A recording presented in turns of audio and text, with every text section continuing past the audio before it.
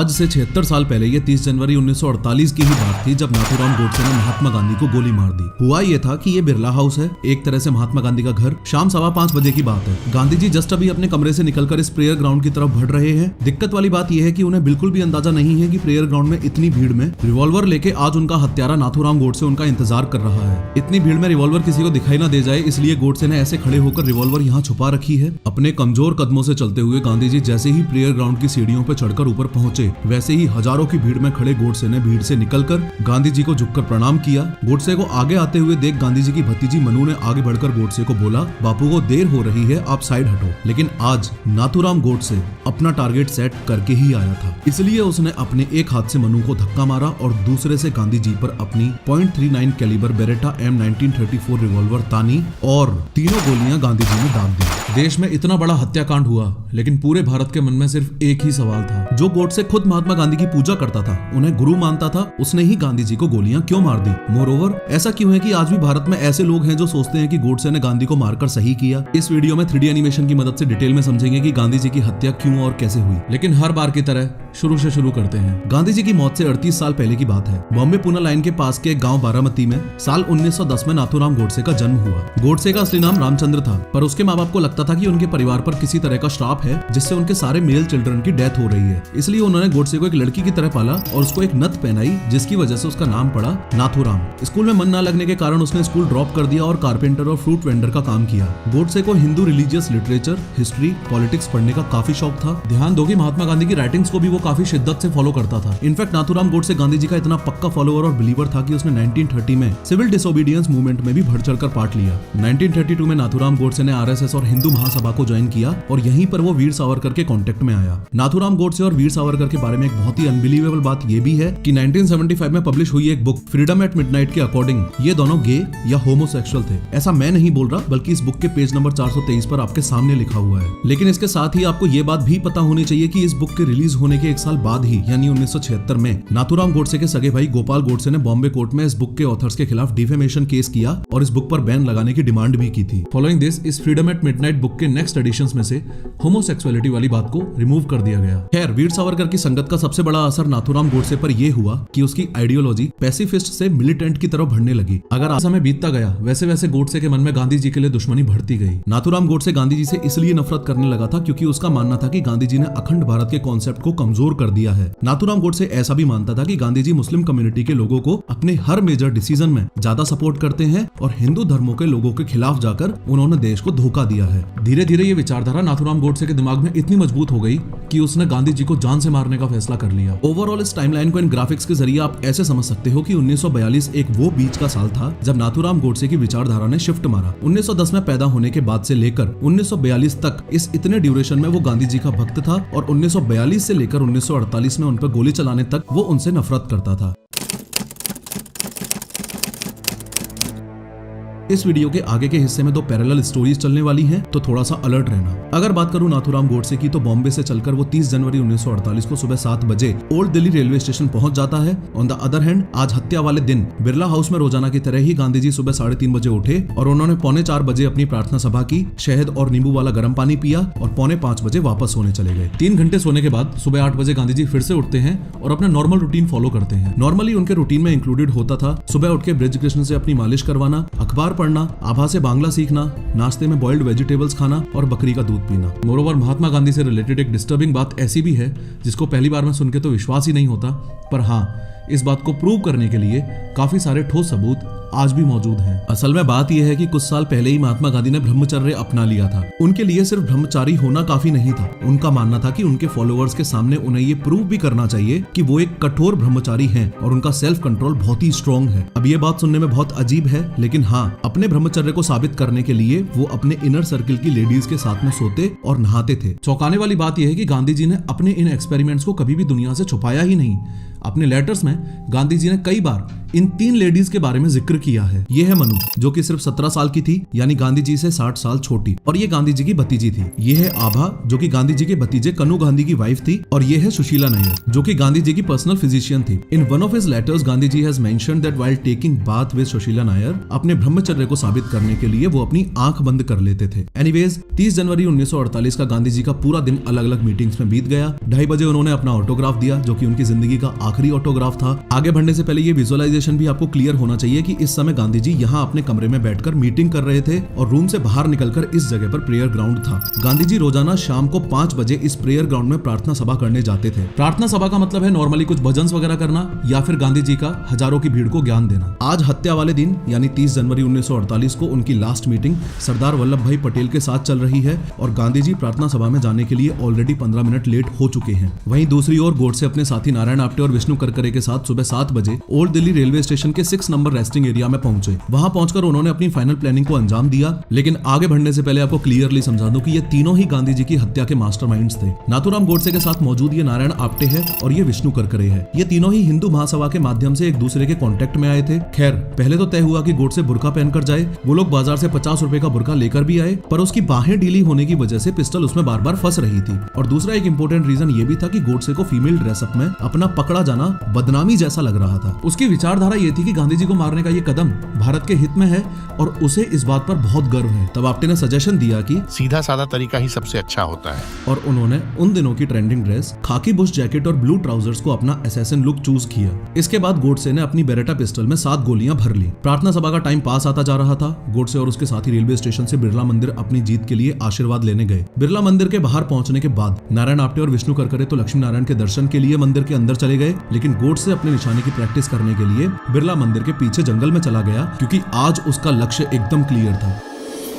गांधी जी की हत्या। बिरला मंदिर से बिरला हाउस का डिस्टेंस लगभग 6 किलोमीटर का है। ताकि किसी को शक ना हो, उन्होंने अलग अलग समय पर जाने का प्लान बनाया। प्लान के अकॉर्डिंग सबसे पहले तो नाथूराम गोडसे तांगा करके बिरला हाउस के लिए निकलता है। 5 मिनट बाद नारायण आप्टे और विष्णु करकरे भी तांगे से बिरला हाउस के लिए निकल जाते हैं। बिरला हाउस के गेट पर आज पहले से ज्यादा पुलिस तैनात है। पहले से ज्यादा पुलिस इसलिए तैनात है क्योंकि ये पहली बार नहीं था जब गांधी जी पर हत्या का अटेम्प्ट होने वाला था। साल 1934 से 20 जनवरी 1948 के बीच टोटल 5 बार गांधी जी को जान से मारने की कोशिश की गई थी। जिस दिन गांधी जी की हत्या हुई उससे 10 दिन पहले ही यानी 20 जनवरी 1948 को गांधी जी को जान से मारने की आखिरी कोशिश की गई थी। एक बहुत ही चौंकाने वाली बात है, न जाने क्यों 20 जनवरी 1948 से 30 जनवरी 1948 के बीच गांधी जी ने अपनी मौत की बात 14 बार की थी। यहाँ तक कि 21 जनवरी को अपनी प्रार्थना सभा में गांधी जी ने कहा था, अगर कोई मुझ पर बहुत पास से गोली चलाता है और मैं मुस्कुराते हुए दिल में राम नाम लेते हुए उन गोलियों का सामना करता हूँ तो मैं बधाई का हकदार हूँ। खैर, बिरला हाउस के मेन गेट पर ज्यादा पुलिस होने की वजह से गोडसे और उसके साथियों को तलाशी का डर लगता है, लेकिन चूंकि गांधी जी ने आने वाले फॉलोअर्स की तलाशी लेने से मना किया था, इसलिए गोडसे और उसके साथियों की तलाशी नहीं ली गई और ये तीनों ही हथियार के साथ फाइनली बिरला हाउस में एंटर कर जाते हैं। अभी तक सब कुछ सही चल रहा था और गोडसे टहलता हुआ गार्डन में पहुंचा और भीड़ के साथ घुल मिल गया। आप्टे और करकरे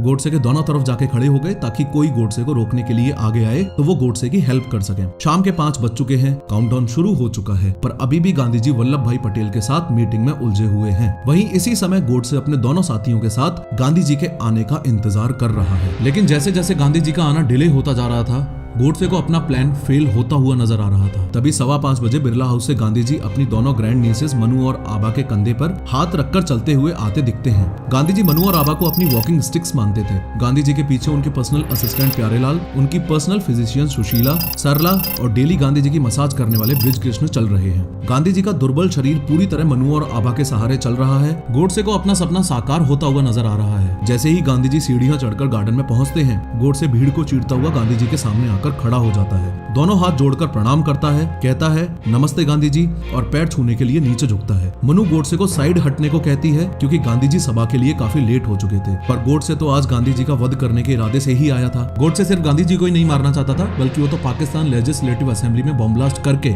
जिन्ना को भी मारना चाहता था। अपने दोनों हाथों के बीच गोडसे ने .39 कैलिबर बेरेटा पिस्टल छुपा रखी थी। ऊपर उठते हुए गोडसे मनु को अपने लेफ्ट हाथ से धक्का मारता है, जिससे मनु के हाथ से गांधी जी का सामान नीचे गिर जाता है। अपने राइट हैंड से पिस्टल तानते हुए 5:17 पर गांधी जी पर धड़ाधड़ 3 गोलियां दाग देता है। पहली गोली गांधी जी के अपर थाई पर लगती है, दूसरी एब्डोमेन में और तीसरी चेस्ट पर। गांधी जी ने अपने दोनों हाथ क्षमा मांगते हुए उठाए और हे राम बोलते हुए जमीन पर गिर पड़े। ऐसा लग रहा था कि मानो दुनिया थम सी गई है और दुनिया में अहिंसा हिंसा का वो सबसे बड़ा पुजारी आज हिंसा की बलि चढ़ चुका है। ये कई सालों की सिस्टमेटिक ब्रेन वॉशिंग का ही काम था कि गांधी जी कुछ कट्टर हिंदुओं के दिलों में एक कांटे की तरह चुभ रहे थे। गोली चलते ही और ये हत्याकांड होते ही चारों तरफ अफरा तफरी मच गई। अनएक्सपेक्टेडली गोडसे ने भागने का कोई अटेम्प्ट नहीं किया और पास ही खड़े एक royal Indian air force officer Devraj Singh Thakur और यूएस डिप्लोमेट हर्बर्ट रेनर ने गोडसे को पकड़ लिया और उसकी पिस्टल छीन ली। लोगों ने गुस्से में आकर गोडसे को खूब पीटा और पुलिस ने बीच में आकर गोडसे को अरेस्ट किया और उसे बिरला हाउस से तुगलक रोड पुलिस स्टेशन ले गए।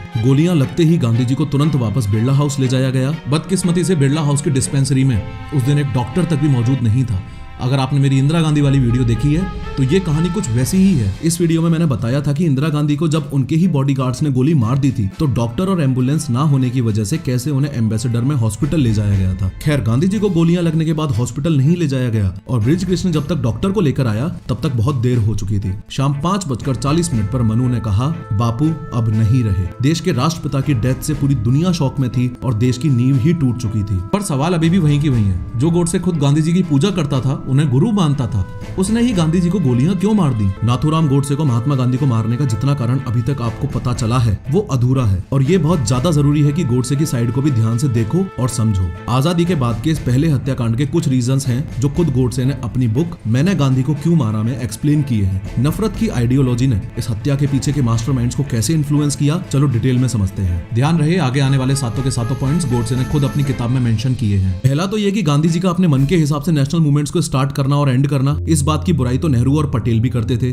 आईएनसी यानी इंडियन नेशनल कांग्रेस की हर एक्टिविटी के फाइनल जज मिस्टर गांधी ही बने हुए थे। दूसरा ये कि गांधी जी जब इंडिया आए थे तो स्टार्टिंग के ईयर्स में हिंदी को नेशनल लैंग्वेज के जैसे प्रमोट करते थे, पर मुस्लिम कम्युनिटी का सपोर्ट लेने के लिए उन्होंने एक नई लैंग्वेज हिंदुस्तानी को प्रमोट करना शुरू किया। हिंदुस्तानी एक ऐसी लैंग्वेज थी जो हिंदू और उर्दू का मिक्सचर थी। गोडसे के हिसाब से हिंदुस्तानी एक बास्टर्ड लैंग्वेज थी क्योंकि उसकी अपनी खुद की कोई भी ग्रामर या वोकेबुलरी नहीं थी। तीसरा पॉइंट ये कि इंडिपेंडेंस के लास्ट के ईयर्स में हुए कम्युनल वायलेंस, जैसे 1946 में हुए बंगाल के नावखाली दंगे जो कि पाकिस्तान की फॉर्मेशन के लिए हुए थे, ऐसे सब वायलेंस का जिम्मेदार भी गोडसे गांधी जी को ही मानता था। चौथा ये कि गोडसे को लगता था कि गांधी जी की मुस्लिम्स को खुश करने की पॉलिसी जो कि सेक्युलरिज्म के अंधे बहकावे में हो रही थी वो देश की अखंडता को खराब कर रही थी। पांचवा ये कि गोडसे मानता था कि देश का पार्टीशन गांधी जी जैसा पावरफुल व्यक्ति रुकवा सकता था, पर वो असफल रहे। गांधी जी ने अपने न्यूज़पेपर हरिजन में 6 अप्रैल 1940 को यह मेंशन भी किया था कि इंडिया एक जॉइंट फैमिली की तरह है जिसमें किसी भी ग्रुप को अलग होने का अधिकार है। जब इस तरह की बातें गोडसे के आइडल गांधी जी ने कही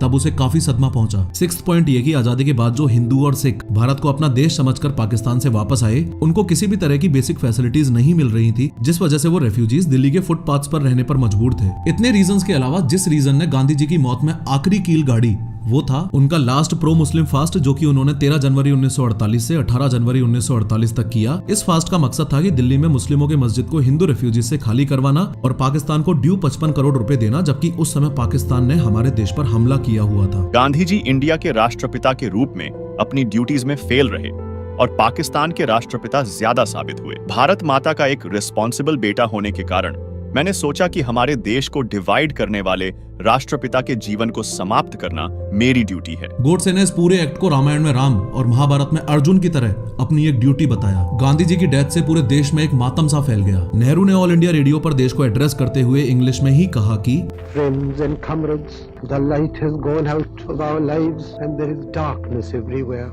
हर कोई गांधी जी के आखिरी दर्शन करना चाहता था। लोग मानने को तैयार ही नहीं थे कि उनके प्यारे बापू अब दुनिया से विदा ले चुके हैं। गांधी जी की डेथ से मानो एक युग का अंत ही हो गया हो। रात के 12 बजे बिरला हाउस की छत से गांधी जी के आखिरी दर्शन लोगों को करवाए गए। रात 2 बजे बृज कृष्ण ने गांधी जी को आखिरी बार नहलाया, गले में एक सूत की माला पहनाई और मनु ने तिलक लगाया। अगले दिन 31 जनवरी को गांधी जी की शव यात्रा बिरला हाउस से यमुना नदी के किनारे पहुंची। गांधी जी को एक ओपन डोज व्हीकल में ले जाया गया जिस पर नेहरू, पटेल और गांधी जी के बेटे देवदास और रामदास बैठे थे। दुख की बात यह है कि गांधी जी के बड़े बेटे हरिदास को उनके अंतिम दर्शन के लिए आने नहीं दिया गया, क्योंकि जीते जी गांधी जी और हरिदास के रिश्ते काफी खराब थे। गांधी जी को रिस्पेक्ट के साथ इंडियन फ्लैग में लपेटा गया। यमुना किनारे से 250 मीटर पहले डोज व्हीकल का इंजन बंद किया और आर्मी, नेवी और एयरफोर्स के सोल्जर्स ने उसे खींचा और चिता पर लिटा दिया। जिन्ना ने जब अपना शोक संदेश भेजा तो उसमें गांधी जी को हिंदू कम्युनिटी का एक ग्रेटेस्ट पर्सन कहा। इस लाइन में जो सबसे पेनफुल बात है वो ये कि जिस इंसान ने अपनी पूरी लाइफ सेक्युलरिज्म का पाठ पढ़ाने में लगाई, हिंदू मुस्लिम यूनिटी सिखाई उस कम्युनिटी ने तो गांधी जी को कभी अपना माना ही नहीं। लोगों को जैसे ही गांधी जी की डेथ की न्यूज मिली, उन्होंने महाराष्ट्र के उन लोगों को टारगेट करना शुरू किया जिनका सरनेम गोडसे था या जो चित्पावन ब्राह्मण कम्युनिटी से बिलोंग करते थे, क्योंकि गोडसे भी चित्पावन ब्राह्मण था। इस जीनोसाइड को बहुत कन्वीनियंटली दबा दिया गया क्योंकि इसके पीछे पॉलिटिकल पार्टीज के कुछ लोगों का हाथ था। ब्रिटिश जर्नलिस्ट मॉरीन पैटरसन के हिसाब से अनऑफिशियली 6 से 10 करोड़ रुपए का डैमेज हुआ था। ऐसा कहा जाता है कि हिस्ट्री रिपीट्स इटसेल्फ। अगर इसी टाइम ऐसे जीनोसाइड्स को सही से कंट्रोल कर लिया जाता तो इंदिरा गांधी की हत्या के बाद हुए एंटी सिख राइट्स इतने भयानक ना होते। गोडसे और उसके साथियों पर रेड फोर्ट में स्पेशल कोर्ट में ट्रायल चला। यहाँ गोडसे ने 30,000 वर्ड्स का अपना जस्टिफिकेशन सुनाया कि कैसे वो गांधीवादी से गांधी हत्या तक पहुंचा और अपने इस रूथलेस एक्ट को पूरी तरह से पॉलिटिकल बताया। उसने ये प्राउडली एक्सेप्ट भी किया कि उसने गांधी जी को मारा है, पर वो इस पूरे हत्याकांड में अकेला है। गोडसे और नारायण आप्टे जो साथ मिलकर अग्रणी अखबार चलाते थे, 1945 के एक पब्लिकेशन में गांधी को अखंड भारत के कॉन्सेप्ट का रावण शो करते हैं। इन दोनों को फांसी की सजा होती है, बाकी के 6 साथियों को लाइफ इम्प्रिजनमेंट और वीर सावरकर को बरी कर दिया जाता है। गोडसे और आप्टे को अंबाला जेल में रखा जाता है और 15 नवंबर 1949 को फांसी के टाइम दोनों नारा लगाते हैं, अखंड भारत अमर रहे। खैर, इस हत्याकांड के एक दिन बाद यमुना के घाट पर गांधी जी पंचतत्व में विलीन हो गए। ये कहानी थी 30 जनवरी 1948 की। अपने इस पॉडकास्ट में मैंने स्टार्टिंग से एंड तक की पूरी जर्नी, आर्टिफिशियल इंटेलिजेंस का रोल और एनिमेटेड वीडियोस कैसे बनती हैं एकदम डिटेल में बताया है। इस पर क्लिक करो और जरूर देखो।